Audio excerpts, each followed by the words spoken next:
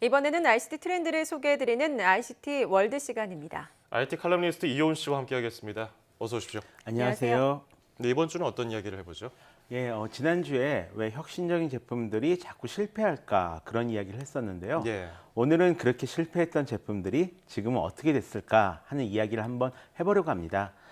정확하게는 실패한 제품에 적용된 기술들이 나중에 어떻게 됐을까 하는 건데요.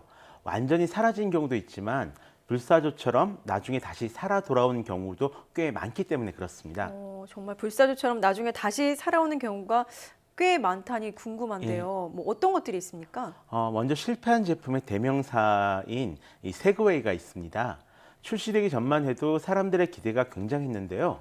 인류가 걷는 방법을 아예 바꿔버릴 것이다 이런 말까지 나왔을 뿐만 아니라 당시 스티브 잡스가 이 컴퓨터 발명 이후 가장 놀라운 기술 제품이라고 칭찬을 했을 정도입니다. 예. 실제로 그 지분 투자를 하려다가 거절당하기도 했다라고 해요.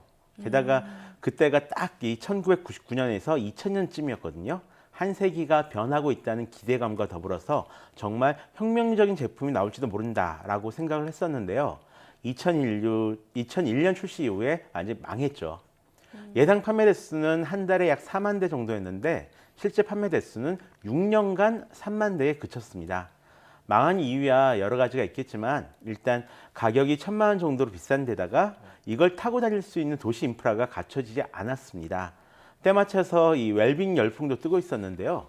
세그웨이를 타고 있으면 비싼 돈 내고 이 운동하기 싫어하는 사람으로 비춰지기도 했었다라고 합니다. 예. 이렇게 망한 세그웨이 기술이 최근엔 1인 이동수단으로 인기를 얻고 있습니다. 물론 1인 이동수단의 형태는 전기 자전거, 전동보드, 호버보드, 미니 세그웨이 등으로 굉장히 다양한데요. 2014년에는 타임즈가 선정한 올해의 발명품 중 하나로 이 호버보드가 꼽히기도 했었습니다. 그러니까요. 이게 한 10년도 넘었는데 이렇게 1인 이동수단이 다시 또 인기를 끄는 이유가 뭘까요? 말콤 글래드웰은 이 아웃라이너라는 책에서 이렇게 얘기를 합니다. 예. 성공은 그 주변을 둘러싸고 있는 환경의 결과라고요. 물론 우리는 이 1만 시간의 법칙을 주로 기억하고 있긴 합니다만 그렇게 1만 시간을 뭔가 할 수 있는 시간을 주는 것 역시 환경이라는 거죠.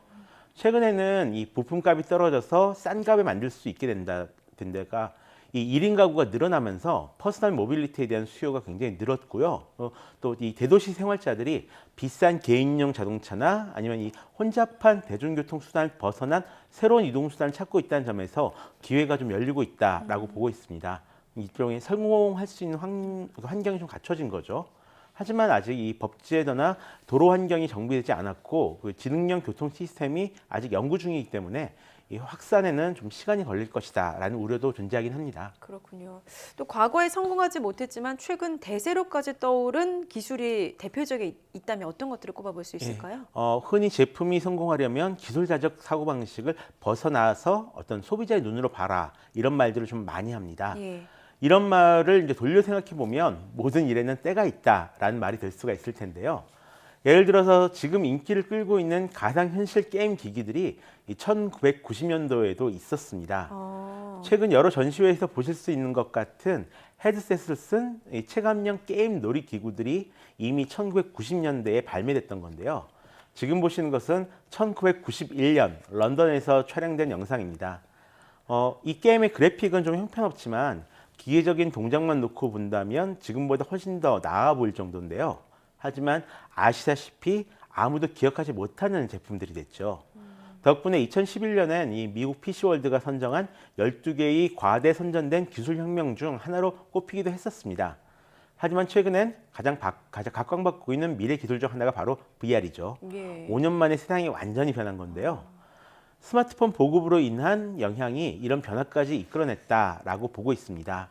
비록 그 체감형 머신은 아니지만 간단한 컨트롤러와 VR 헤드셋만으로도 더 몰입감 있는 게임을 즐기는 것이 이제 가능해진 건데요.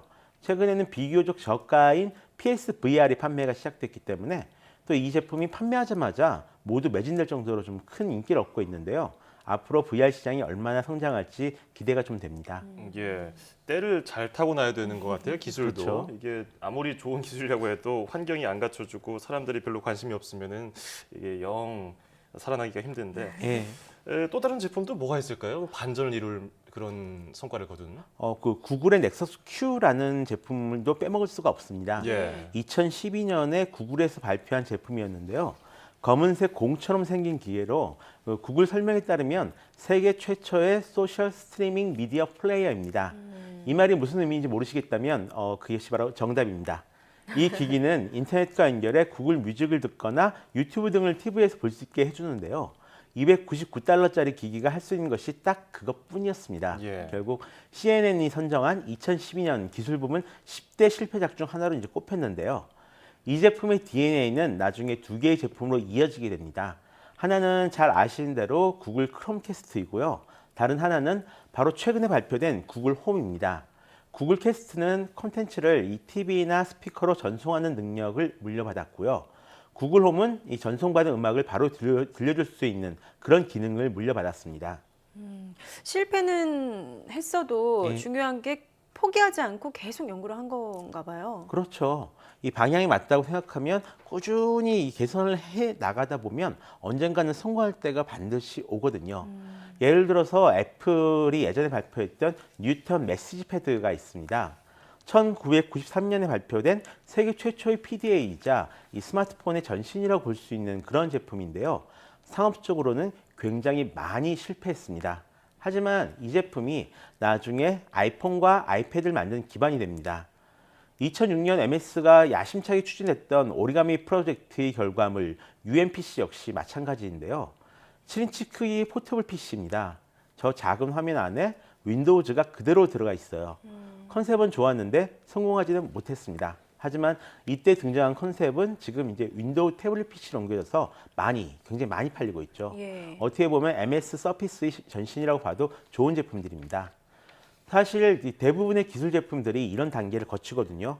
우리 눈에는 갑작스러운 혁신이나 어떤 혁명적인 제품으로 보이지만 배경에는 차근차근 다 단계를 밟아서 올라온 것들이 많습니다. 기술 제품에 적용되는 일종의 1만 시간의 법칙이라 해야 할까요? 예.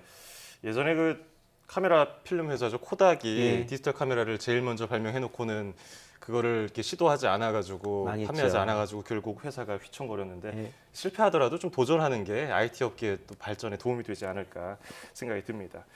자, 지금까지 IT 칼럼니스트 이호은 씨와 함께 실패한 제품들의 뒷이야기를 살펴봤습니다. 오늘 고맙습니다. 고맙습니다.